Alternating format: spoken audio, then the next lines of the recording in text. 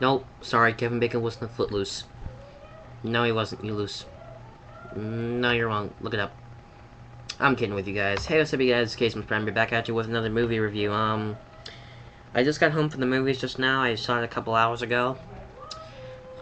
Today is January, no, not January, March 12th, 2011 at, what time is it? Oh, here's my watch right here. 9:58 p.m. I just saw a really awesome movie. Turned out a lot different than how I thought it would, but trust me, it was worth it. I just saw something that me and my friends have been talking about for a while, and I saw it during the Super Bowl, and it was awesome. And I'm talking about this one right here.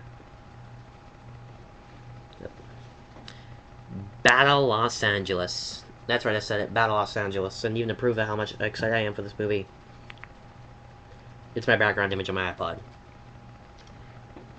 Wait, what? This?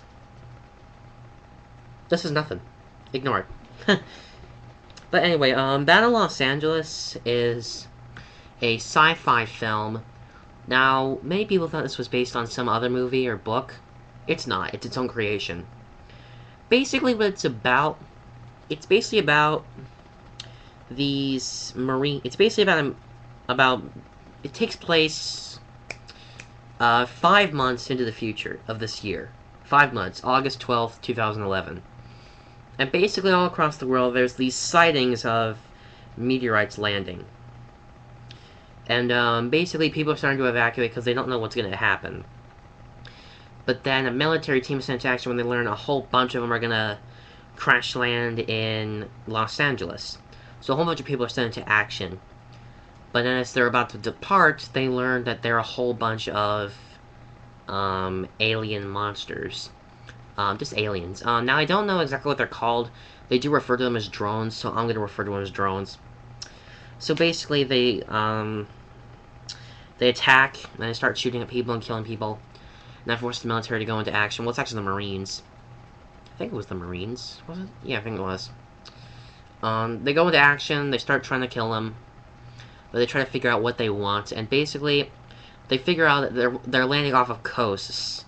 And they want... they're colonizing, and they want our water. It's basically kind of like they're not really bounty hunters, but if they were bounty hunters, water would be like their trophy. They think that it'll power them and keeps them alive, but they don't know that. We don't know that.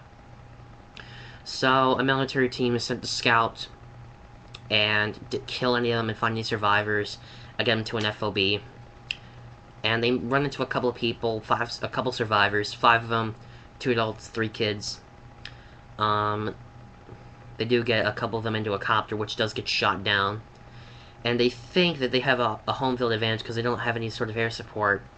So it'll be easy to defeat them, but in hindsight, they do actually have an airstrike. So then, the night falls on, they get attacked a couple more times, and the father of one of the children dies, leaving him very depressed, not wanting him to go on. He wants to stay with his father. And the staff sergeant has to encourage him to keep going and that he's a strong Marine. That he has to be strong for his father in order to go on. So they keep on wiping out more of these drones. And it's an overnight event. They take out more of the drones and they defeat them. And then another ship comes out of the ground, which... If you saw the trailer, like I did, you thought that that big thing coming out of the ground was like another alien. It's not. It's their ship. Their ship. It looked like an alien. Actually, me and TiVo Cable guys were actually talking about it on Facebook yesterday. And we thought it looked like the monster from Cloverfield. No. It's actually their ship. And they learn that their containment of water that they've collected is the power source to their ship and their weapons, and even them. So if they can destroy that, they win. They're all defeated.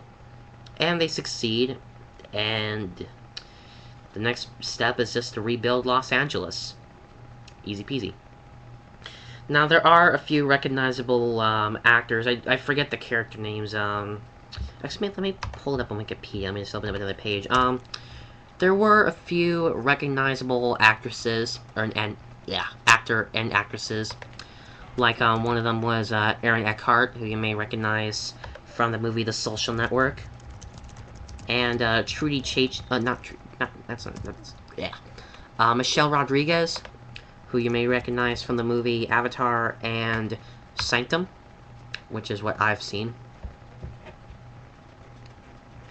Now let me just get on to a couple of the characters I'm here on Wikipedia. By the way, this movie is chock full of spoilers.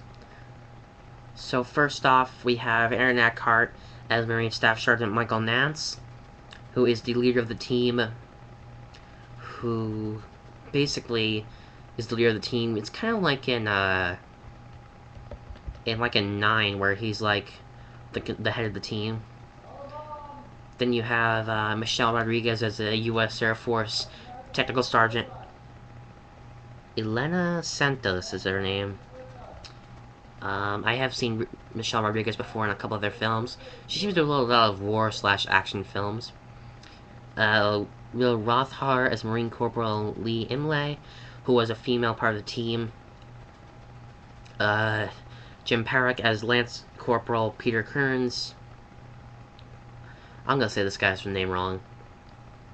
You know what? That's all I'm gonna say for characters. I'm not gonna go on for a long time, but bottom line, what do I think about Los Angeles? Do I think it's good? Do I think it's bad? I'd say it was enjoyable. I loved it. I think that it's a really awesome flick. I thought it was really awesome to see. And, I mean, I've seen a couple of the good sci-fis in theaters that were really awesome. They did play a couple of interesting trailers for some movies. Like, they played one for X-Men First Class, Conan the Barbarian, and Priest. I don't remember one. And they also played one for Super 8.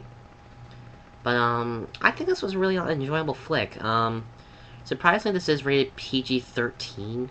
So, it's kind of like Skyline, almost. I didn't see Skyline. I don't even bother with Skyline. I think this is way better. And I'm done. And I think that's the only real movie about an alien invasion I want to see. Except District 9. That was awesome. Love District 9. But regardless, if you have some spare time on the weekend and it's still playing, you should see it. This actually was a really enjoyable flick. I actually loved it. So, and also, let me just turn on my TV here. Right now on Sci-Fi, channel 243 or 244 on DirecTV,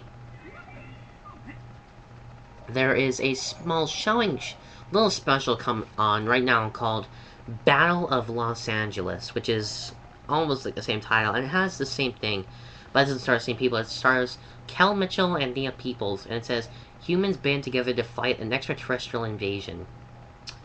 I don't think this is a clone of the movie. I think it might be like something, I don't know, maybe promotional, really? Maybe it might be like a promotional thing for Battle of Los Angeles? I don't know, but I don't think it's a rip-off or a parody of, or something that would, you know, clone Battle of Los Angeles. I don't think they're trying to rip off or anything, but regardless, I'm ranting aside.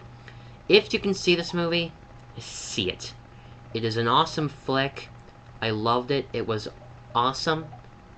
I highly recommend it. And, I guess that is about it. Later, guys. Decade, out.